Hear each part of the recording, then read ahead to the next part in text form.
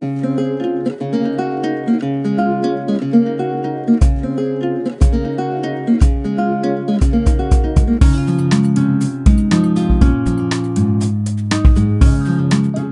bayi, kita tidak suruh dia makan sendiri, betul?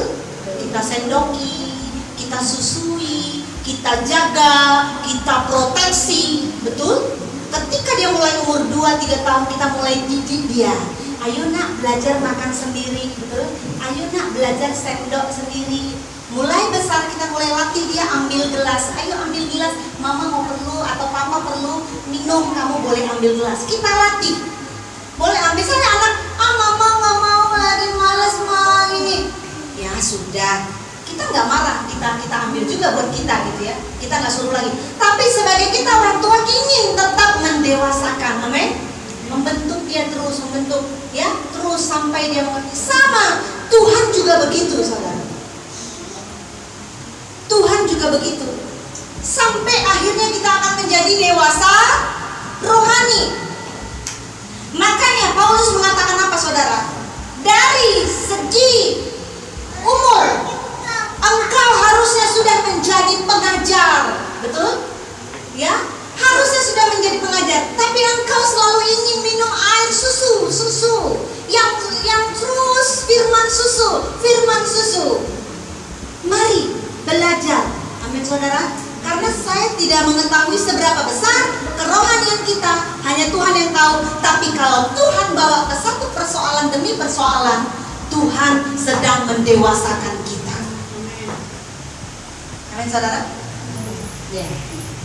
Kalau anak kecil semampunya bawa air minum, kita akan kasih. Coba kalau misalnya nggak mungkin kita suruh ada semen berapa sak, kalau satu sak berapa kilo ya? 50 ya Pak ya.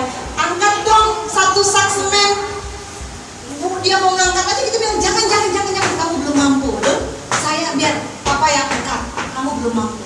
Biarin papa, aku mau belajar angkat, jangan, belum waktunya. Ya. Kalau memang belum waktunya, Tuhan gak akan kasih persoalan yang membuat kita putus asa. Betul firman Tuhan katakan, persoalanmu tidak melebihi daripada kekuatanmu. Amin saudara. Persoalan kita tidak melebihi daripada kekuatan kita. Jadi jangan takut saudara. Ya, kalau rasanya sudah nggak kuat, Tuhan akan berkata kepada saya dan saudara apa? Marilah yang letih lesu terus dan berbeban berat, berikan kelegaan. Di mana saudara dapat kelegaan? Di rumah Tuhan. Kita capek saudara, Senin sampai Sabtu itu capek loh, betul? Mikirin A, mikirin B, mikirin C, mikirin D. Belum lagi ngatur ini, ngatur itu, ngatur ono, ngatur macam-macam. Saudara, hari Minggu nantikan. Karena di situ katakan, aku lelah Tuhan. Ya? Aku lelah Tuhan. Aku mau datang ke rumahmu. Aku lelah. Aku mau menyembahmu. Aku mau serahkan semua persoalanku seminggu yang buat paling kepalaku. Betul? Pikiranku suntuk Tuhan. Aku mau datang kepadamu. Nah itu kesempatannya di mana? Di hari Minggu. Makanya Tuhan itu luar biasa baik saudara. 6 hari kita dikasih waktu untuk bekerja. Hari ke-7 Tuhan bilang apa? Kuduskanlah itu. Saya jadi teringat itu ayatnya di mana ya? Coba kita baca saudara.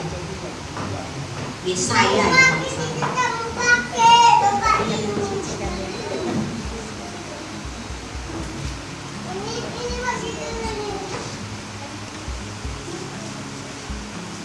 Yesaya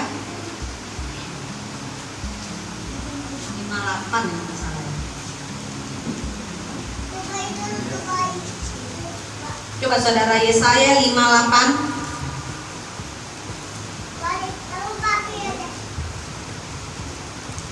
Yesaya 58 ayat ke-13 dan ayat yang ke-14. Kita sama-sama baca ya saudara. Udah dapat semua? Oke, dikatakan apa di situ? 1, 2, 3. Apabila engkau tidak menginjak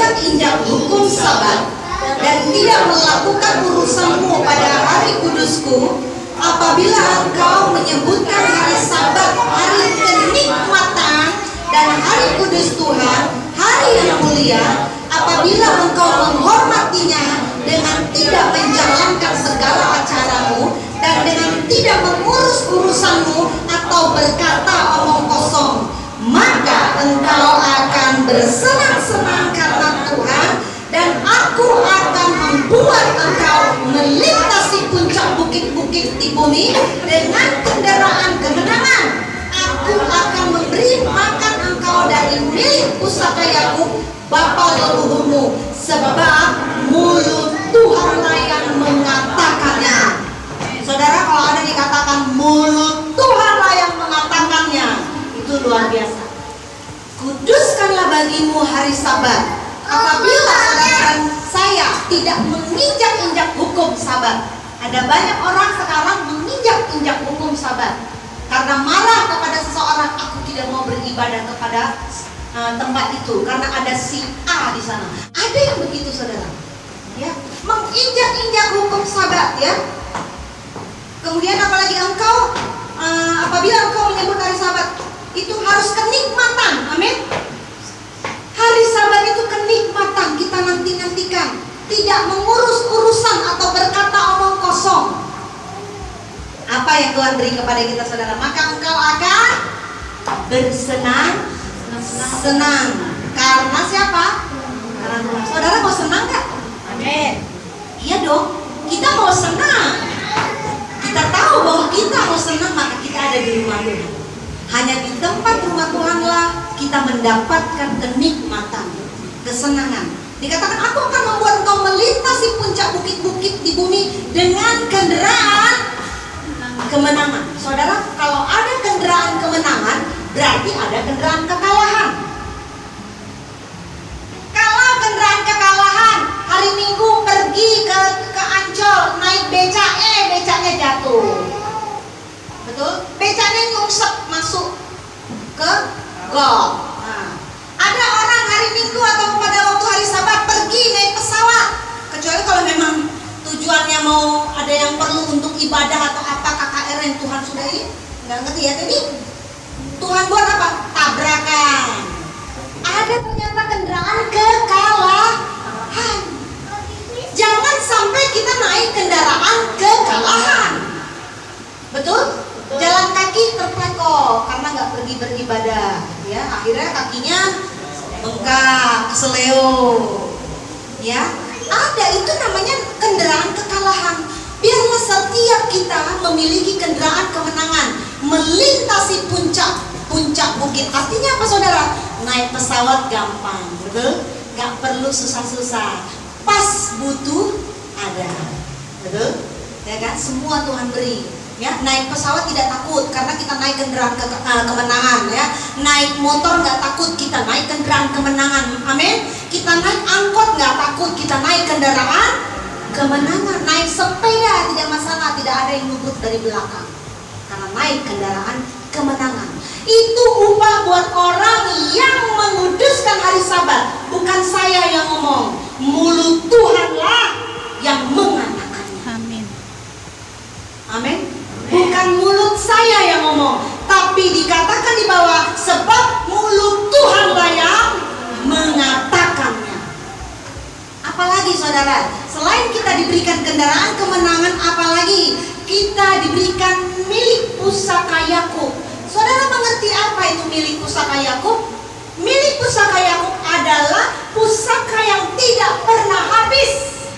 Sampai 7 keturunan, 10 keturunan, bahkan keturunan keberapa pun mungkin tidak habis saudara. Milik pusaka Yakub artinya apa? Saudara punya uang gaji 2 juta, beri perpuluhan ke gereja, simpan 1.800.000, katakan ini milik pusaka Yakub Tuhan. Berkati ini, aku memberi bukan karena kelebihanku, tapi karena kekuranganku. Lalu Tuhan membuat uangmu tak habis-habis, tersimpan di deposito 500, terpakai mungkin hanya 1 juta berapa gitu. Bulan depan gajian lagi, berikan lagi kepada Tuhan. Yang disimpan nggak habis-habis, nggak terpakai, terus tersimpan sampai bisa menyekolahkan anak, bisa membeli sesuatu, bisa melakukan apa-apa. Karena kita memiliki milik pusaka Yakub. Milik pusaka Yakub adalah berkat yang tidak pernah habis-habis. Saudara mau punya milik pusaka Yakub? Amin. Amin. Itu berkat, katakan Tuhan, beri aku berkat pusaka Yakub. Beri aku kendaraan kemenangan. Lalu Tuhan berkata kepada saya dan saudara, kuduskan hari Sabat. Kalau orang beriman, ya Tuhan, dia akan bilang begitu. Betul? Ya Tuhan.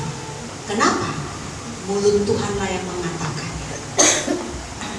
Saudara, nantikan setiap kali ibadah, nantikan. Saya percaya, lihat 6 bulan ke depan engkau akan diberkati luar biasa. Bahkan pada waktu engkau tidur, engkau diberkati dengan berlimpah. Ingat, berkat jangan hanya secara materi, ya. Berkat apa itu saudara?